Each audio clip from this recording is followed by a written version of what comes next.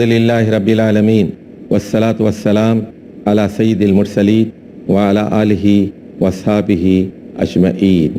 انبیاء کی خصوصیات کے سلسلے میں ہماری گفتگو جاری ہے، اور ہم نے یہ بات کہی کہ وہ اپنی وحی کو کبھی نہیں بھولتے، اور ہم نے یہ بات بھی آپ کے سامنے رکھی کہ وہ ایسے استدلال سے کام لیتے ہیں کہ فریق مخالف لاجواب ہو جاتا ہے، اور ایسی حجت اور ایسے استدلال سے کام لیتے ہیں کہ مخالف سے کچھ بن نہیں پڑتا۔ پھر یہ بات بھی ہم نے بتائی کہ جب ان پر ذاتی حملے کیے جاتے ہیں، ان کا مذاق اڑایا جاتا ہے، اس پر وہ کوئی دھیان نہیں دیتے، کوئی توجہ نہیں دیتے، ان کو اپنے کام سے کام ہوتا ہے، اور دعوت سے کام ہوتا ہے، ابلاغ سے کام ہوتا ہے کہ صحیح بات اور اللہ کا صحیح تعارف من و ان صحیح طریقے سے لوگوں تک پہنچ جائے۔ تو یہ بھی ایک بہت بڑی خصوصیت ہوتی ہے۔ اب ایک اور بات نوٹ فرمائیے کہ وہ عبد ہوتے ہیں، وہ بندے ہوتے ہیں، وہ خدا نہیں ہوتے، خدا کے ترجمان ہوتے ہیں اور خدا کے نبی ہوتے ہیں، ان پر وحی نازل کی جاتی ہے، لیکن ان کا کام محض پہنچا دینا نہیں ہوتا، بلکہ جو احکامات ساری دنیا کو ان کے ذریعے سے دیے جاتے ہیں، ان احکامات پر وہ خود عمل پیرا ہوتے ہیں، وہ ایک عبد کامل ہوتے ہیں، وہ مجسم عبودیت ہوتے ہیں۔ چنانچہ قرآن مجید میں کبھی رسول کا لفظ استعمال ہوتا ہے اور کبھی عبد کا لفظ استعمال ہوتا ہے، اور جب عبد کا استعمال ہوتا ہے تو ذرا آپ کو چوکنا ہو جانا پڑتا ہے۔ اس کے دو پہلو ہوتے ہیں۔ پہلا پہلو تو یہ ہوتا ہے کہ وہ بندہ ہے، نبی بھی ایک بندہ ہے، اللہ کا غلام ہے، اللہ کا مطیع اور فرما بردار ہے، خدائی میں شریک نہیں ہے، پہلی بات یہ۔ اور دوسری بات یہ کہ اللہ کا قابل اعتماد ہے، یعنی اللہ تعالیٰ کو اس پر پورا بھروسہ ہے کہ وہ اللہ کی مرضی کو، اللہ کے پیغام کو، اللہ کی نازل کردہ کتاب کی تعلیمات کو من و ان لوگوں تک پہنچا رہا ہے، عبد ہوتا ہے۔ ایک اور پہلو بھی اس کے اندر پوشیدہ ہوتا ہے جب عبد کا استعمال ہو، اور وہ یہ اللہ کی محبت اس سے ٹپکتی ہے، یعنی یہ میرا بندہ ہے۔ چند آیات پر غور فرمائیے، جیسے سورۃ الفرقان کی پہلی آیت میں کہا گیا تبارک الذی نزل الفرقان علی عبدہ لیکون للعالمین نذیرا۔ نہایت ہی بابرکت ذات ہے اس ہستی کی جس نے الفرقان یعنی قرآن مجید کو نازل کیا علی عبدہ، اپنے ایک بندے پر، تاکہ محمد مصطفیٰ صلی اللہ علیہ وسلم ساری دنیا کے انسانوں کے لیے ایک خبردار کرنے والے، ایک نذیر اور ایک منذر بن جائیں، ایک وارننگ دینے والے، متنبہ اور خبردار کرنے والے بن جائیں۔ تو دیکھیے اس آیت کے اندر علی عبدہ، نزل الفرقان علی عبدہ، فرقان وہ کتاب جو صحیح اور غلط کے درمیان تمیز کرتی ہے، ایک حد فاصل ہے، حلال اور حرام کے فرق کو بتاتی ہے، اندھیرے اور اجالے کے فرق کو بتاتی ہے، توحید اور شرک کے فرق کو واضح کرتی ہے، صحیح اور غلط کا شعور دیتی ہے۔ ایسی کتاب اس نے اپنے بندے پر نازل کی تاکہ وہ ساری دنیا کے لیے ایک ڈراوا ہو جائے، ایک تنبہ ہو جائے۔ اسی طرح ہم دیکھتے ہیں سورت بنی اسرائیل کی آیت، سبحان الذی اسرا بعبدہ لیلا من المسجد الحرام الی المسجد الاقصی الذی بارکنا حولہ لنریہ من آیاتنا انہ هو السمیع البصیر۔ بے عیب ہے وہ ہستی، اللہ کی ہستی بے عیب ہستی۔ ہم اس ہستی کی بے عیبی کا اعتراف کرتے ہیں جس نے اپنے بندے محمد صلی اللہ علیہ وسلم کو مسجد حرام سے مسجد اقصی، خانہ کعبہ سے فلسطین کی مسجد، دور کی مسجد تک رات کا سفر کرایا۔ یعنی یہ اسراء کے واقعے میں بھی علی عبدہ کے الفاظ استعمال کیے گئے ہیں۔ اسی طرح سورۃ الجن کی آیت نمبر 19 میں ہم دیکھتے ہیں، وہاں فرمایا گیا وَأَنَّهُ لَمَّا قَامَ عَبْدُ اللَّهِ यदऊहु कादू यकूनून अलैहि लिबदा। तो यहाँ भी देखिए कि काम अब्दुल्लाह, अल्लाह के बंदे जब खाना काबा के अंदर नमाज के लिए खड़े होते हैं, अब्दुल्लाह, यहाँ रसूल करीम सल्लल्लाहु अलैहि वसल्लम के लिए अब्दुल्लाह का लफ्ज़ इस्तेमाल किया गया है, यानी ये मेरा बंदा है, मेरी उबूदियत का मजहर है और मेरी कामिल उबूदियत का मजहर है, मेरा बंदा है, मेरा महबूब है, मेरा मुती है, मेरा फरमा बरदार है। तो अंबिया अलैहिस्सलातु वस्सलाम अल्लाह ताला के आबिद होते हैं, जैसे सूरतुल अंबिया में कहा गया कानू लना आबिदीन, वो सारे के सारे हमारे इबादत गुजार बंदे थे, हमारे फरमा बरदार बंदे थे। अब इस सिलसिले की आखिरी बात ये नोट फरमाइए कि तमाम अंबिया और तमाम रसूल मर्द होते हैं। सूरतुल अंबिया ही की आयत नंबर 7 में ये बात इरशाद फरमाई गई, वमा अरसलना क़ब्लका इल्ला रिजालन नूही इलैहिम फस्अलू अहल ज़िक्र इन कुंतुम ला तालमून। ऐ मोहम्मद सल्लल्लाहु अलैहि वसल्लम, आपसे पहले भी जितने लोगों को हमने इस मनसब पर फायज किया है वो सब के सब मर्द थे, इनमें कोई खातून नहीं थी। नूही इलैहिम, और हमने इनके ऊपर वही की थी। और ए मुशरिकीन मक्का, इस बारे में आपको कोई शक है, तरद्दुद है, इल्तिबास है, फसअलू अहल ज़िक्र, अहले किताब से पूछो, ईसाइयों से पूछो, यहूदियों से पूछो। उनके यहाँ तो अंबिया का एक सिलसिला मुसलसल जारी रहा, एक नबी के बाद दूसरा नबी मुसलसल आता रहा है। उनसे पूछो क्या कोई खातून भी नबी हुई है, क्या कोई खातून भी रसूल हुई है? ऐसी कोई हस्ती नहीं थी, ये सब मर्द होते हैं। इन कुंतुम ला तालमून, तो अगर तुम किसी चीज को नहीं जानते तो अहले ज़िक्र से पूछो जो बार बार आसमानी किताबों का मुताला करते हैं। और कुरान मजीद में वहाँ सूरतुन निसा की आयत नंबर 34 में ये बात बताई गई, अर्रिजालु कव्वामून अलन निसा, मर्द औरतों पर कव्वाम है। और मर्दों ही के लिए ये बात सेब देती है कि नबूवत और रिसालत जैसे अहम काम की जिम्मेदारी उन पर आयद की जाए। और हमें हदीस में भी ये बात मिलती है कि आप सल्लल्लाहु अलैहि वसल्लम ने फरमाया कि औरतें नाक़िसातुल अक्ल वद्दीन होती है। तो सहाबा कराम ने पूछा कि अक्ल के एतबार से कम होती है और दीन के एतबार से कम होती है, तो ऐसा क्यों है? तो फरमाया कि क्या तुम ये नहीं जानते, अल्लाह ताला ने आयतुद्दैन सूरतुल बकरा की आयत नंबर 282 में ये बात फरमाई कि जब तुम लेन देन का मामला करो तो 2 मर्द गवाहों को शामिल कर लो, उनको गवाह बना लो। और अगर 2 मर्द न हो तो 1 मर्द हो और 2 औरतें, ताकि एक भूल जाए तो दूसरी औरत याद दिलाए। तो क्या ये अक्ल का नुकसान नहीं है?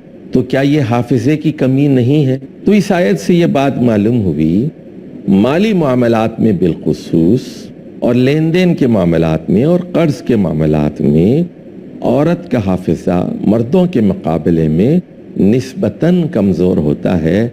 इसीलिए अल्लाह ताला ने या तो 2 मर्दों की गवाही तजवीज़ की है या फिर 1 मर्द और 2 औरतें, ताकि एक भूल जाए तो दूसरी याद दिलाए। ये उनके अक्ल और उनके हाफिजे की कमी की दलील है। और वो नाक़िसातुद्दीन भी होती हैं, दीन के अंदर भी उनके अंदर कमी पाई जाती है। और आप जानते हैं कि हर माह वो बीमार हो जाती हैं और इस अरसे में उनकी नमाजें माफ़ हो जाती हैं, वो नमाज नहीं पढ़ती। 5 दिन के लिए, 7 दिन के लिए, 8 दिन या 10 दिन के लिए उनसे नमाजें छूट जाती हैं। एक नबी अपनी पूरी कौम के लिए नमूना और मिसाल होता है। तो इसीलिए अक्ल भी ये बात कहती है कि नबी को एक मर्द ही होना चाहिए, रसूल को एक मर्द ही होना चाहिए। और कुरान मजीद में जितने पैगंबरों का जिक्र हुआ है वो सब के सब मर्द हैं। 25 लोगों का जिक्र हुआ है। इसी तरह अहादीस में حضرت شیش اور حضرت یوشع بن نون کا ذکر ہوا ہے تو یہ بھی مرد تھے، انبیاء میں کوئی خاتون نہیں ہوئی۔ اقول قولی ھذا واستغفر اللہ لی ولکم ولسائر المسلمین واستغفروہ انہ هو الغفور الرحیم۔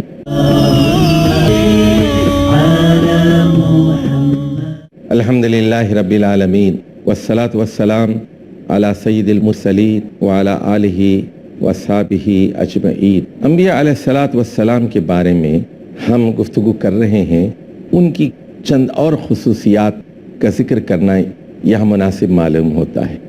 سب سے پہلے تو یہ کہ وہ بشر ہوتے ہوئے، وہ انسان ہوتے ہوئے ان پر وحی نازل کی جاتی ہے، اور دوسری بات یہ کہ جب وہ سوتے ہیں تو ان کی آنکھ سوتی ہے لیکن ان کا دل نہیں سوتا۔ اب یہ بھی عام انسانوں میں اور نبی کے اندر ایک فرق ہوتا ہے۔ تیسری بات یہ کہ مرنے سے پہلے ان سے پوچھا جاتا ہے، انہیں اختیار دیا جاتا ہے کہ وہ دنیا چاہتے ہیں یا آخرت چاہتے ہیں، اور یہ بھی ایک خصوصیت ہے جو ان کو دوسرے لوگوں سے ممیز اور ممتاز کرتی ہے۔ چوتھی بات یہ کہ انبیاء الصلاۃ والسلام جہاں وفات پاتے ہیں اسی جگہ پر انہیں دفن کیا جاتا ہے۔ اور پھر اس سلسلے کی اگلی بات یہ کہ انبیاء علیہ الصلاۃ والسلام اپنی وفات کے بعد قبروں میں نماز پڑھتے ہیں، اور پھر یہ کہ موت کے بعد ان کے جسم کو زمین نہیں کھاتی۔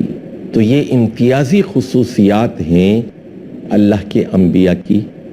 اس اجمال کے بعد اب تفصیل سے ہم ان چیزوں کا جائزہ لیتے ہیں۔ تو سب سے پہلے وہی بات، سورۃ الکہف کی آخری آیت میں یہ بات بتائی گئی، قل، اے محمد صلی اللہ علیہ وسلم آپ بتا دیجئے، انما انا بشر مثلکم، بلا شبہ میں بھی تم لوگوں ہی کی طرح ایک بشر ہوں، ایک انسان ہوں، یوحا الیہ، لیکن ایک بہت بڑا امتیازی فرق یہ ہے کہ مجھ پر وحی کی جاتی ہے۔ بشر ہوں، تمہاری طرح کا ہوں، انسان ہوں، لیکن مجھ پر وحی کی جاتی ہے، فرشتے آتے ہیں، تنزیل ہوتی ہے۔ تو یہ ایک بنیادی فرق ہو گیا۔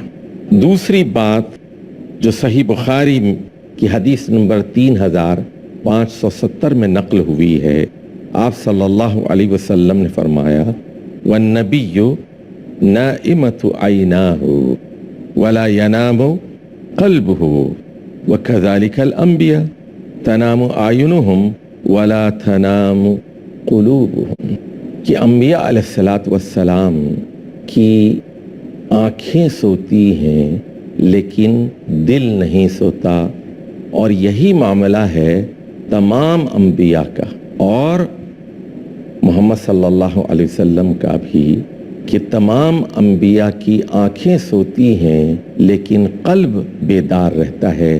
یہ بھی انبیاء کی ایک خاص خصوصیت ہے۔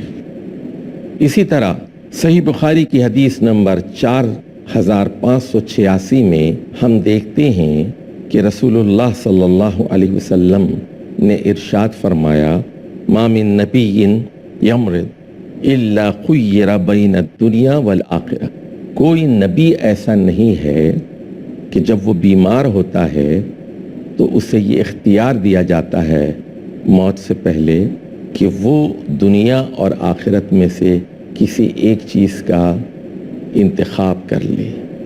عام لوگوں کو یہ اختیار نہیں دیا جاتا۔ یہ بھی انبیاء علیہ الصلاۃ والسلام کی ایک خاص خصوصیت ہے۔ اسی طرح جامع الصغیر میں ایک صحیح حدیث نقل ہوئی ہے، اور حضرت عائشہ فرماتی ہیں کہ جو بھی نبی وفات پاتا ہے اس کو اسی جگہ دفنا دیا جاتا ہے۔